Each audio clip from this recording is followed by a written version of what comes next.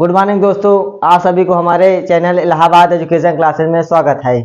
दोस्त, जैसे कि आप लोग देख रहे होंगे कि एक शॉर्ट वीडियो के माध्यम से आप तक एक वीडियो पहुंची होगी जिसमें एक हमने नए टीचर रखे हैं जिनका नाम है लवकुश सर। वो आपको पढ़ाएंगे 11-12 मैथ। कौन सी क्लास को? 11-12 मैथ पढ़ाएंगे। इंट्रोडक्शन उन्होंने अपना शॉर्ट वीडियो के माध्यम से दे दिया है, आप तक जानकारी पहुंच गई होगी। तो इसीलिए कहते हैं हमारे चैनल से जुड़िएगा और जहां तक हो सके वहां तक खींच के पढ़ाई करिएगा। इसीलिए हम लोग कहते हैं क्योंकि हम लोग डेली एक न एक दिन हम लोग नई नई सुविधाएं इसमें कुछ न कुछ लाते हैं चैनल पर अपने। अभी तक सारी लाइट की व्यवस्था हमने की है, अब एक नए टीचर आ गए हैं, अब और एक टीचर आने वाले हैं। इसी तरह से डेली एक न एक टीचर हम लोग लाने का प्रयास करते हैं और बेहतरीन से स्टडी आपको देना चाहते हैं। तो आइए वीडियो स्टार्ट करते हैं हम लोग। आज मैं वीडियो लेकर के आया हूँ 1 अप्रैल से नया सेशन चालू हो गया है। कितने अप्रैल से?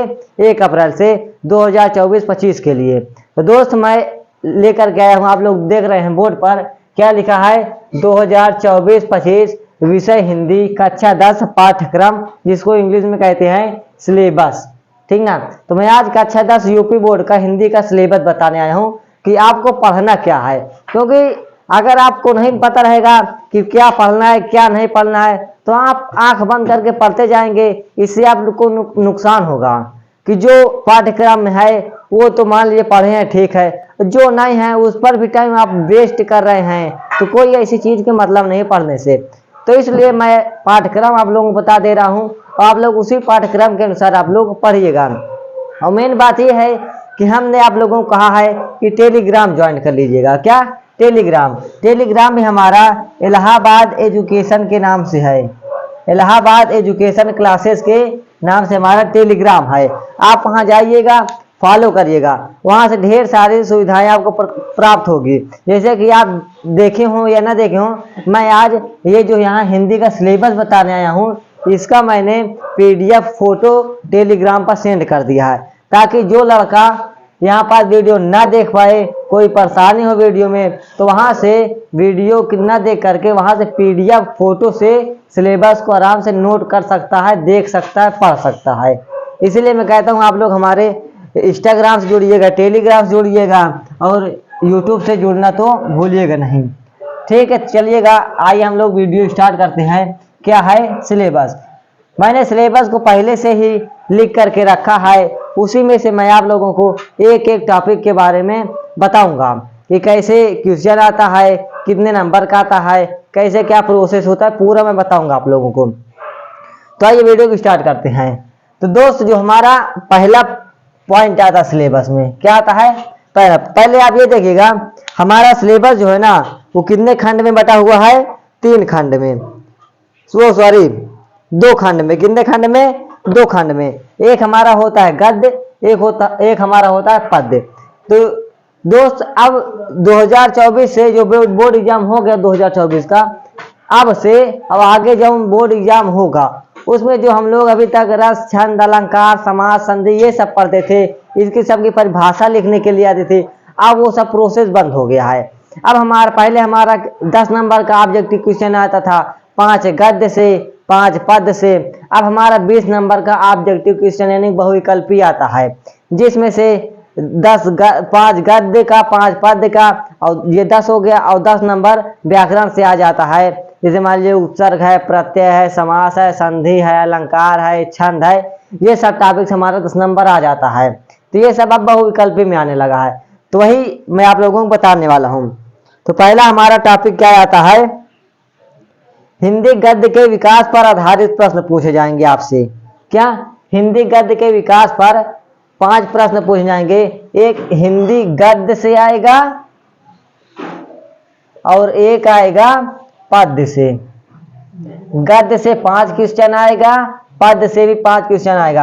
आप लोग अपने हिंदी किताब में देखिएगा शुरू से, तो उसमें देखिएगा ढेर सारे बहुविकल्पी क्वेश्चन लिखे होंगे, प्राचीन काल, मध्ययुगीन काल, आधुनिक काल, ये सब लिखे ना, वही हमारा क्या होता है?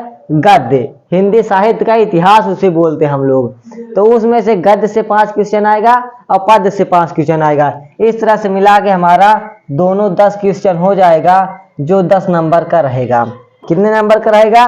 10 नंबर का हमारा रहेगा। फिर उसके बाद हमारा आ जाता है काव्य सौंदर्य तत्व। क्या आ जाता है हमारा? काव्य सौंदर्य तत्व। काव्य सौंदर्य, काव्य सौंदर्य तत्व। काव्य सौंदर्य तत्व में से हमारा 10 नंबर का आएगा। कैसे आएगा मैं आप लोगों को बता रहा हूं। पहला हमारा आ जाएगा रस, फिर छंद, अलंकार, समास, फिर क्या है? संधि। ये इतने टॉपिक हैं काव्य सौंदर्य से। और टॉपिक होंगे जैसे कि लिखा हुआ है रस, छंद, अलंकार, समास, संधि, ये सब हैं। लेकिन रस में आपको कौन कौन सा रस पढ़ना है मैं ये आप लोगों को बताने जा रहा हूँ। रस तो वैसे भी 9 होते हैं, तो आप लोगों को कौन कौन सा पढ़ना है, कौन कौन सा नहीं पढ़ना है, इसको भी देखना जरूरी है ना। अलंकार बहुत ढेर सारे होते हैं, छंद भी होते हैं। तो रस में आप लोगों को क्या क्या पढ़ना है? पहला पढ़ना है हमारा हास्य रस, फिर उसके बाद क्या पढ़ना है? करुण रस।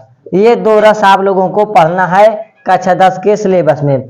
फिर उसके बाद छंद में से हमारा क्या क्या पढ़ना है? सोरठा पढ़ना है और क्या पढ़ना है? रोला पढ़ना है। सिर्फ 2 ही छंद हैं, सोरठा और रोला। और अलंकार में से हमें क्या पढ़ना है? अलंकार में आ जाता है अर्थालंकार में उपमा, रूपक और उसके बाद उत्प्रेक्षा। परिभाषा या उदाहरण दोनों पढ़ना है, ठीक ना। तो रस हो गया, छंद हो गया, अलंकार हो गया। उसके बाद हमारा क्या आ जाता है? समास। समास में हमारा रहता है द्वंद्व समास और क्या? द्विगु समास है। फिर उसके बाद कर्मधारय समास है, बहुब्रीहि समास है। क्या है? बहुब्रीहि समास है। ये 4 समास हमको पढ़ने होंगे। फिर उसके बाद हमारा क्या आता है? ये इतने टॉपिक हो गए। कितने हो गए? हाँ, समास में ये इतना टॉपिक है। उसके बाद क्या है? ये जो हमारा संधि है ना, ये हमारा संस्कृत का टॉपिक है। अभी जब मैं संस्कृत के वो खंड में आऊंगा ना, तो वहां पास इसको मैं बताऊंगा। फिर उसके बाद और हमारा आ जाता है उपसर्ग है। क्या है? उपसर्ग है। फिर उसके बाद तद्भव तत्सम आ जाता है। क्या है? तद्भव तत्सम। लेकिन इसमें जो है ना, उपसर्ग में हमें कौन कौन सा उपसर्ग पढ़ना है और कौन कौन सा उपसर्ग नहीं पढ़ना, ठीक ना। उपसर्ग तो बहुत ढेर सारे होते हैं, जितना बनाते चलो ढेर सारे उपसर्ग ही हैं। लेकिन हमें कुछ इसमें दिए गए हैं कि सिर्फ आपको इतने ही उपसर्ग पढ़ने हैं और बाकी सबको नहीं पढ़ने हैं। तो जितने दिए गए हैं उनके ही 2-2, 3-3 शब्द बना लेना है उपसर्ग में, बस हो गया। जैसे यहाँ पास दिया है, पहला है आ उपसर्ग, फिर क्या है? अन है, अधि, अनु, उप, सह, निर, अभि, परि, सु। ये इतने हमें उपसर्ग पढ़ना है। कितने? ये हमें इतने उपसर्ग पढ़ना है और तद्भव तत्सम पढ़ना है। फिर उसके बाद और आता है अगले पॉइंट पे पर्यायवाची भी आती है। पर्यायवाची भी आपके सिलेबस में है, ठीक ना। क्या है? पर्यायवाची है। तो इतने सिलेबस हमारे हिंदी में से थे। कितने थे? हिंदी में से इतने थे। काव्य सौंदर्य में से, ठीक ना, काव्य सौंदर्य में से इतने थे। अब हम लोग चलेंगे संस्कृत में से कौन कौन से टॉपिक हैं। अभी मैं चैप्टर ही बताऊंगा कि गद्य में कौन चैप्टर है, कौन नहीं है, पद में कौन चैप्टर है, कौन चैप्टर नहीं है। अब हमारी बात आती है संस्कृत की। तो अब हम लोग देखेंगे क्या संस्कृत में कौन कौन से टॉपिक हैं और कौन कौन से टॉपिक नहीं है। आपको ज़्यादा दिक्कत अगर होगी तो टेलीग्राम पर जुड़ करके वहां मैं फोटो PDF सेंड किया हूं, वहां से आप लोग देख सकते हैं, ठीक है ना, लिख भी सकते हैं। फिर अगले पॉइंट हमारा क्या आता है, संस्कृत व्याकरण से। अब हम लोग देखेंगे संस्कृत व्याकरण से क्या क्या है क्या क्या नहीं है। तो संस्कृत व्याकरण में हमारा पहला आता है सर्वनाम। क्या? सर्वनाम के अंतर्गत दो टॉपिक आपको पढ़ने हैं, जो है पहला तद और उसके बाद युष्मद।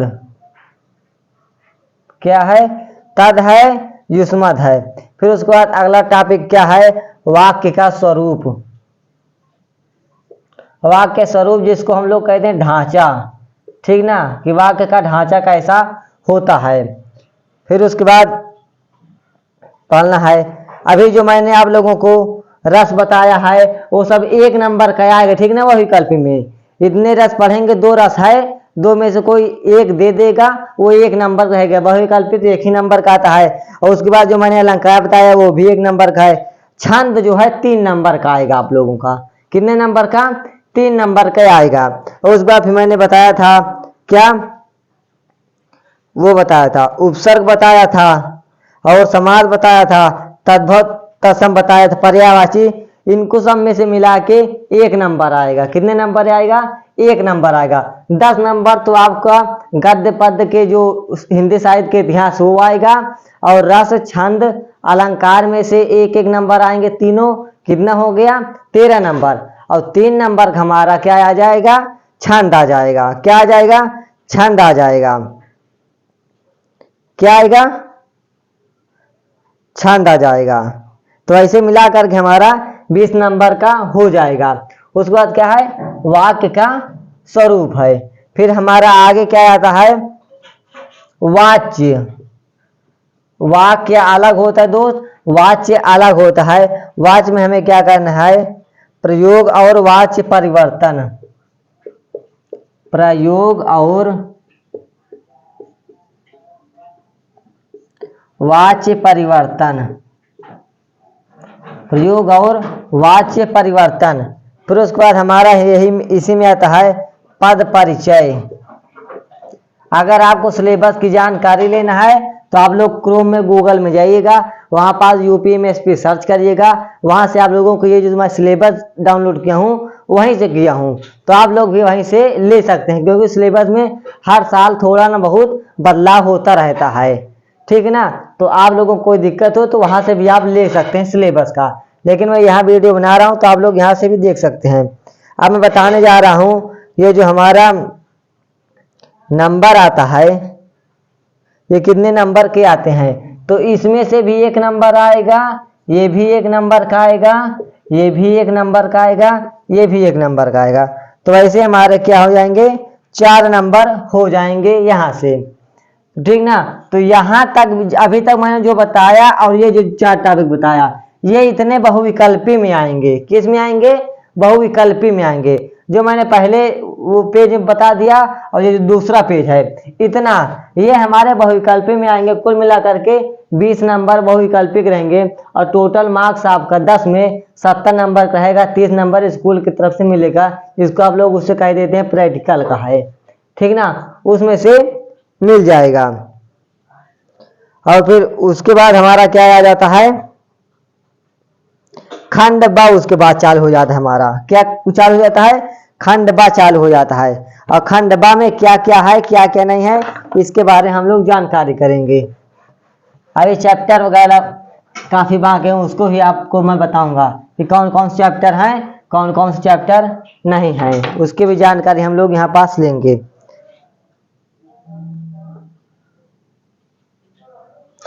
गद्य पद तो मैंने आप लोगों को पहले से ही बता दिया है, ठीक है ना। गद्य है, पद्य है। आपसे मान लिया ऐसे दे देखना, प्रस्तुत पद्यांश संदर्भ सहित व्याख्या लिखिएगा, तो इस तरह से गद्य में आ जाएगा। गद्य का भी आएगा और क्या, पद्य का भी आएगा, जिसमें से 2 क्वेश्चन पूछे जाएंगे। कितने क्वेश्चन पूछे जाएंगे? 2 क्वेश्चन पूछे जाएंगे। पर क्वेश्चन 3 नंबर रहेगा, तो ये 6 नंबर का आएगा गद्य में से, और ये भी इसी तरह आएगा 6 नंबर का, तो ये हमारा 12 नंबर का हो जाएगा। आप लोग 9 पेपर दिए होंगे, आता है कि संदर्भ सहित इसका व्याख्या कीजिए, ऐसे में आता है, ठीक ना, ऐसे में आता है। अगर 3 क्वेश्चन पूछा जाएगा तो 2 नंबर का रहेगा। अगर 2 क्वेश्चन पूछा जाएगा तो पर क्वेश्चन 3 नंबर का रहेगा, यानी कि 6 नंबर का रहेगा। फिर उसके बाद हमारा आ जाता है संस्कृत में आ जाता है गद्यांश। संस्कृत का गद्यांश आ जाता है, जिसे हिंदी में अनुवाद करना होता है, यानी कि उसका अर्थ लिखना होता है। कितने नंबर का आएगा? 2, हाँ 2 गुणे 2 प्लस 3, 5 नंबर का इसमें से आता है। और इसी तरह पद्यांश में से भी आ जाता है हिंदी में। गद्य पद दोनों होते हैं संस्कृत में, ठीक है ना। तो इस तरह इसमें से भी आ जाएगा 5 नंबर का। कितने नंबर का? 5 नंबर का आ जाएगा। फिर उसके बाद हमारा आ जाता है चरित्र चित्रण आ जाता है। क्या आ जाता है? चरित्र चित्रण। आप लोग सुने होंगे चरित्र चित्रण। कर्ण का चरित्र चित्रण है, और किसका है? दुर्योधन का। ये सब क्या है? चरित्र चित्रण है। आप लोग आपके पाठ्यक्रम में है, किताब खोलिएगा तो वहां पास मिलेगा। तो ये चरित्र चित्रण है ना, ये भी हमारा आता है कितने नंबर का? 5 नंबर का। कितने नंबर का आता है हमारा? 5 नंबर का आता है। ओ सॉरी 3 नंबर का आता है, एक ही आएगा। आप लोग परेशान न हो जाएगा कि सर 4 5 है, इसमें क्या करना है? मात्र एक ही आएगा उसमें से। कितना आएगा? एक ही आएगा, इसमें से परेशान होने की जरूरत नहीं है। और फिर उसके बाद क्या है? जीवन परिचय आ जाता है। 3 आएगा, जिसमें से आप लोगों को एक लिखना है। जीवन परिचय गद्य में से भी आएगा और पद्य में से भी आएगा। गद्य पद दोनों में से आएगा। 5 क्वेश्चन रहेगा, वो सॉरी 5 नंबर का रहेगा। 5 नंबर गद्य में से और 5 नंबर पद्य में से। इस तरह से जीवन परिचय 10 नंबर का हो जाएगा। कितने नंबर हो जाएगा? 10 नंबर का हो जाएगा। फिर उसके बाद आता है, और हाँ ये संस्कृत का मैंने गद्य पद दोनों बता दिया है। फिर उसके बाद हमारा आ जाता है क्या? संस्कृत में प्रश्न उत्तर आपसे आएगा। मान लीजिए चैप्टर दिए हैं ना, 3 चैप्टर है, 5 है, 6 है, तो उसमें से क्वेश्चन पूछा जाएगा। 2 क्वेश्चन आप लोगों को पूछा जाएगा। कितने क्वेश्चन पूछे जाएंगे? 2 क्वेश्चन पूछे जाएंगे। कितने क्वेश्चन पूछे जाएंगे? 2 क्वेश्चन पूछे जाएंगे। जो कि एक क्वेश्चन कितने नंबर का रहेगा, मैं आप लोगों को बता दे रहा हूं। 2 क्वेश्चन पूछे जाएंगे, पर क्वेश्चन 1 नंबर का रहेगा। कितने नंबर का? 1 नंबर का रहेगा। तो इस तरह से 2 नंबर का क्वेश्चन हो जाएगा संस्कृत में, ठीक है ना। कितने नंबर का हो जाएगा? 2 नंबर का हो जाएगा। आप लोग नंबर जोड़ते चलिएगा कि कितने नंबर का हमारा हिंदी का पेपर बन रहा है। और फिर उसके बाद निबंध भी आता है लिखने के लिए। क्या आता है? निबंध आता है, जो आता है 7 नंबर का। कितने नंबर का? 7 नंबर का। पर्यावरण पर आ जाएगा। किस पर? पर्यावरण पर आ जाएगा। वैज्ञानिक पर आ जाएगा।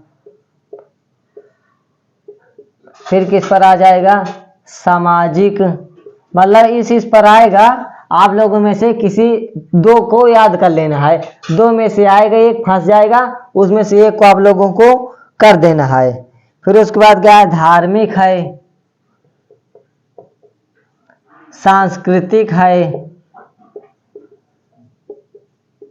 क्या है? सांस्कृतिक है। उसके बाद क्या है? आर्थिक समस्याएं। आपकी समस्याएं क्या है? अगर आप समस्याएं को सॉल्व करना चाहते हैं तो आप लोग तुरंत निबंध लिखिएगा, तो जिससे आपकी समस्याएं दूर हो जाएंगी। मैं वैसे वीडियो में बोलता रहता हूं, क्या हमारे चैनल पर जुड़िएगा, जिससे आपकी समस्याओं को हम लोग दूर कर सकें। तो ठीक ना, तो वही होती है आर्थिक समस्याएं। और उसके बाद क्या होता है? स्वास्थ्य। स्वास्थ्य, फिर शिक्षा। क्या होता है? शिक्षा, यातायात। यातायात, इन पर क्या लिख लेना है? निबंध आप लोगों को याद कर लेना है। इनमें से कोई 2 आप लोगों को याद कर लेना है, जो उसमें से फंस जाएगा, ठीक है ना। इतना ढेर सारा लिखा रहेगा, इसमें से आपको कोई याद रहेगा तो आप लोग तुरंत लिख दीजिएगा, ठीक है ना।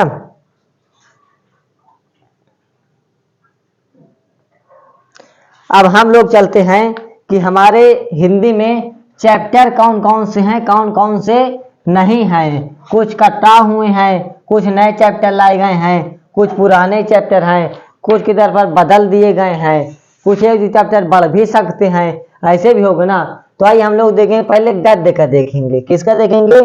गद्य का देखेंगे। तो पहला चैप्टर है हमारा मित्रता, उसके बाद हमारा क्या है? ममता, फिर क्या है? भारतीय संस्कृति, क्या है? भारतीय संस्कृति। कितने चैप्टर हो गए? 3 चैप्टर हो गए। कितने चैप्टर हो गए? 3 चैप्टर। फिर उसके बाद क्या है? अजंता, फिर क्या है? क्या लिखूं, क्या लिखूं। उसके बाद क्या है? ईर्ष्या तू ना गई मेरे मन से, ईर्ष्या तू ना गई मेरे मन से, ईर्ष्या तू ना गई मेरे मन से। फिर एक क्या है? पानी में चंदा, पानी में चंदा और चांद पर आदमी। क्या है? पानी में चंदा और चांद पर आदमी। अब हम लोग देखेंगे ये क्यों, कौन कौन से लेखक के हैं। लेखक भी जानना जरूरी है ना, तो मैं बता दे रहा हूँ। मित्रता जो है वो रामचंद्र शुक्ल की है। किसकी है? रामचंद्र शुक्ल की है। और जो ममता हमारी है वो हमारी किसकी है? जयशंकर प्रसाद की है। किसकी? जयशंकर प्रसाद की हमारी ममता है। भारतीय संस्कृति डॉक्टर राजेंद्र प्रसाद की है, डॉक्टर राजेंद्र प्रसाद की भारतीय संस्कृति है। ठीक ना। और उसके बाद क्या है? अजंता जो है ना वो भागवत शरण उपाध्याय का है। किसका? भागवत शरण उपाध्याय, भागवत शरण उपाध्याय का है। फिर उसके बाद ये जो हमारा क्या लिखूं है, ये है पद्मलाल पुन्नालाल बख्शी। किसका है? पद्मलाल पुन्नालाल बख्शी, पद्मलाल पुन्नालाल बख्शी। फिर उसके बाद क्या है? ईर्ष्या तू ना गई मेरे मन से, रामधारी सिंह दिनकर, रामधारी सिंह दिनकर। रामधारी सिंह दिनकर की एक और रचना है, वो है रश्मि रथी। क्या है? रश्मि रथी। पेपर पूछा जाता है कि रश्मि रथी किस लेखक की रचना है, तो किसकी है? रामधारी सिंह दिनकर की। और उसके बाद पानी में चंदा चांद पर आदमी जयप्रकाश भारती की है। किसकी? जयप्रकाश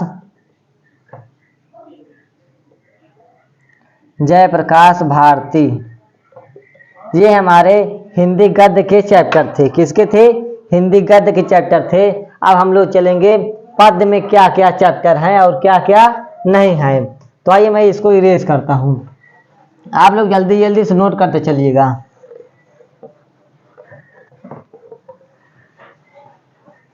अभी तक हम लोग गद्य में देख रहे थे, तो कितने चैप्टर आप लोगों को मिले? आप लोग ध्यान में रखे होंगे, शायद 7 चैप्टर हैं। कितने चैप्टर? 7 चैप्टर हैं। अब हम लोग देखेंगे क्या? पद्य में। पद्य में क्या है? सूरदास का है, सूरदास, तुलसीदास, सब में दास दास है। सूरदास, तुलसीदास, रस खान। कौन है? रस खान है। उसके बाद क्या है? बिहारी लाल, बिहारी लाल, राम नरेश त्रिपाठी, राम नरेश त्रिपाठी है।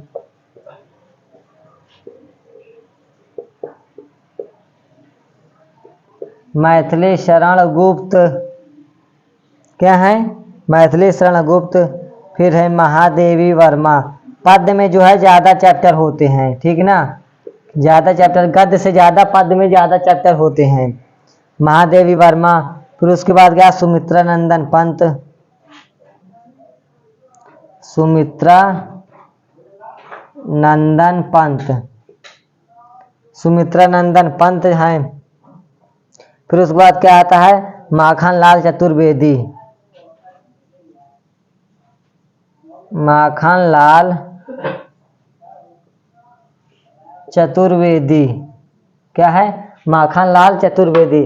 और चैप्टर हैं, लेकिन पहले इनका चैप्टर का नाम लिख दे रहा हूँ। ये तो कवि हैं, इनके चैप्टर का नाम लिख दे रहा हूँ। फिर उसके बाद अगले पेज हम लोग चलेंगे। सूरदास जी का जो चैप्टर का नाम है वो क्या है, पद है। अभी तुलसीदास जी का है धनुष भंग, क्या है, धनुष भंग है। और एक और है वन पथ पर, ये बहुत पुराना चैप्टर है, ठीक ना, वन पथ पर। और फिर उसके बाद क्या है, रसखान जी का है हमारा सवैये, सवैये है। और एक है कवित्त, क्या है, कवित्त। और बिहारी लाल जी का क्या है हमारा भक्ति नीति। भक्ति में ये नीति रहते हैं हमेशा, ठीक ना, बिहारी लाल जी का। राम नरेश त्रिपाठी जी का हमारा स्वदेश प्रेम, ये देश के लिए हमेशा प्रेम करते रहते हैं, इसलिए स्वदेश प्रेम इनके चैप्टर का नाम है। फिर उसके बाद हमारा क्या है, भारत माता का मंदिर यह, इतना तगड़ा इनका चैप्टर का नाम है, किनके, मैथिली शरण गुप्त का। क्या है, भारत माता का मंदिर यह, भारत माता का मंदिर यह। उसके बाद क्या है, हिमालय से, क्या है, हिमालय से। और इसमें एक चैप्टर और है, वो है वर्षा सुंदरी के प्रति, वर्षा सुंदरी के प्रति। फिर हमारा क्या है, सुमित्रा नंदन पंत जी का क्या है, सुमित्रा नंदन पंत जी के चैप्टर का नाम है चींटी, क्या नाम है, चींटी। और एक और है चंद्रलोक में प्रथम बार, चंद्रलोक में प्रथम बार, क्या है, चंद्रलोक में प्रथम बार। माखनलाल चतुर्वेदी द्विवेदी के चैप्टर का नाम है, क्या है, पुष्प की अभिलाषा, पुष्प की अभिलाषा, क्या नाम है, पुष्प की अभिलाषा। और एक चैप्टर इसी में है इनका जवानी, क्या नाम है, जवानी। अब हम लोग इसमें नया आएगा और 4-5 चैप्टर हैं, उसको हम लोग अगले पेज में देखेंगे, ठीक ना। तो इसको आप लोग जल्दी जल्दी से नोट करते चलिएगा, हम लोग इसको अगले पेज में देखेंगे।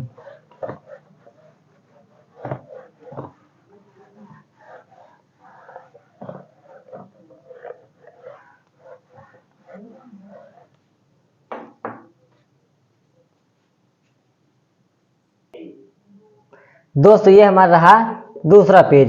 दूसरा पेज में देख रहे हैं क्या लिखा है, सुभद्रा कुमारी चौहान, सुभद्रा कुमारी चौहान जी के, सुभद्रा कुमारी चौहान के चैप्टर का नाम है झांसी की रानी की समाधि पर, इनके चैप्टर का नाम है। फिर क्या है, अशोक वाजपेयी, अशोक वाजपेयी की चैप्टर का नाम है भाषा एकमात्र अनंत। और एक चैप्टर उसी में और है, उसका नाम है युवा जंगल। फिर उसके बाद है श्याम नारायण पांडे, इनके चैप्टर का नाम है हल्दी घाटी। आप लोग इतिहास पढ़े होंगे, हल्दी घाटी का युद्ध, ठीक ना, हल्दी घाटी का युद्ध, तो वहीं से काट करके ये चैप्टर लाया गया है। फिर उसके बाद है केदारनाथ सिंह, इनके चैप्टर का नाम है नदी। ये हमारा गद्य और पद्य का हो गया।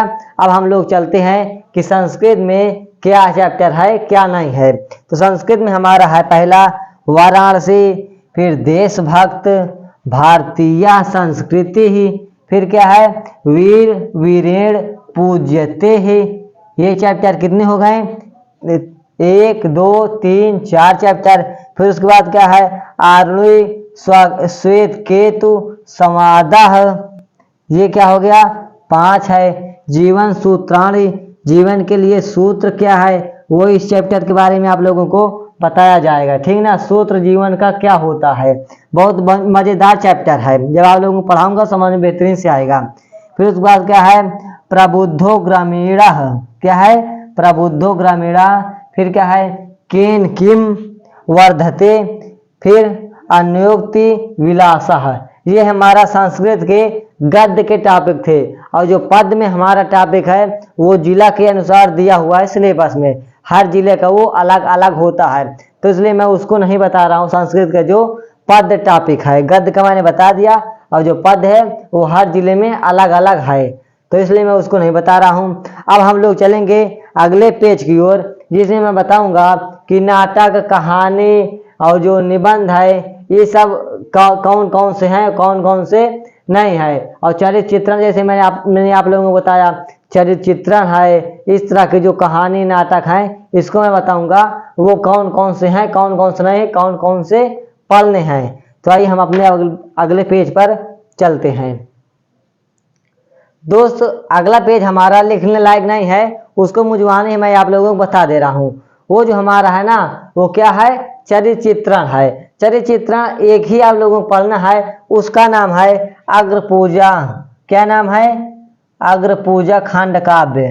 क्या है, अग्रपूजा खंड काव्य। इसके बारे में आप लोगों को पढ़ लेना है, बस हो गया। यही हर बार आता है, यही कौशाम्बी वाले बच्चों के लिए भी है, यही प्रयागराज वाले के बच्चों के लिए है, और लखनऊ के लिए भी यही माना जाता है। तो आप लोगों को सिर्फ एक ही पढ़ना है, जिसका नाम है क्या, अग्रपूजा। मैं आप लोगों को बताया हूँ कितने नंबर का आता है, कितने नंबर का नहीं आता है, ये सब मैंने आप लोगों को बता दिया है, ठीक ना।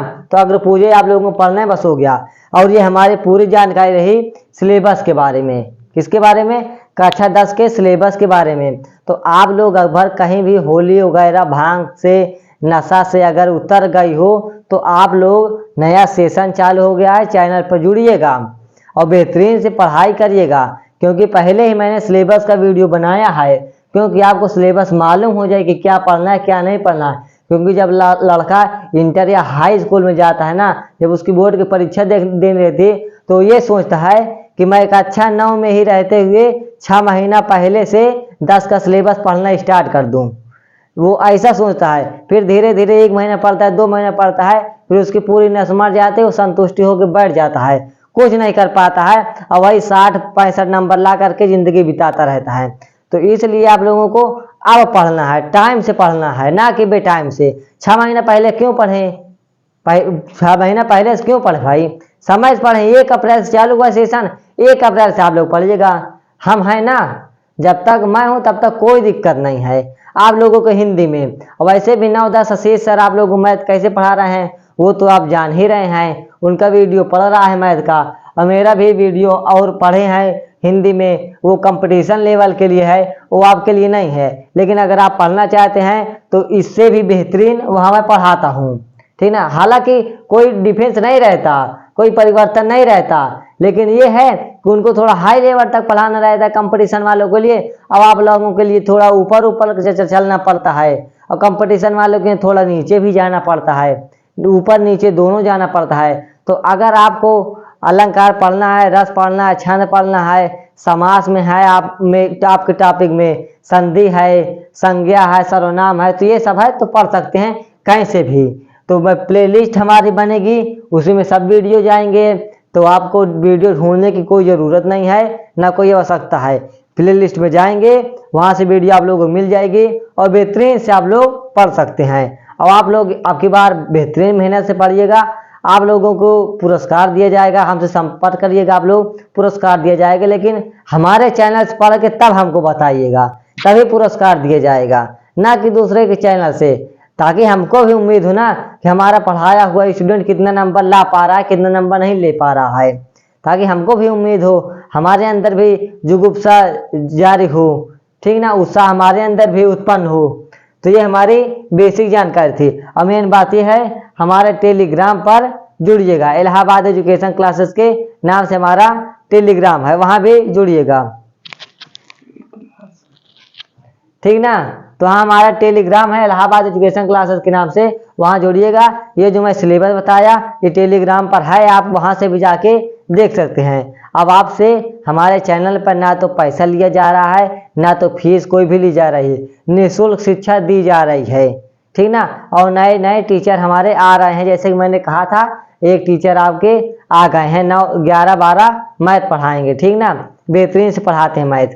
चलिए आइए वीडियो हम लोग यहीं पसंद करते हैं, फिर अगले दिन बात करेंगे। जो आप कमेंट करेंगे चैप्टर का, वही चैप्टर मैं लेकर के आऊँगा कक्षा 10 का। चलिएगा आज की वीडियो हम लोग यहीं पास रखते हैं। जय हिंद।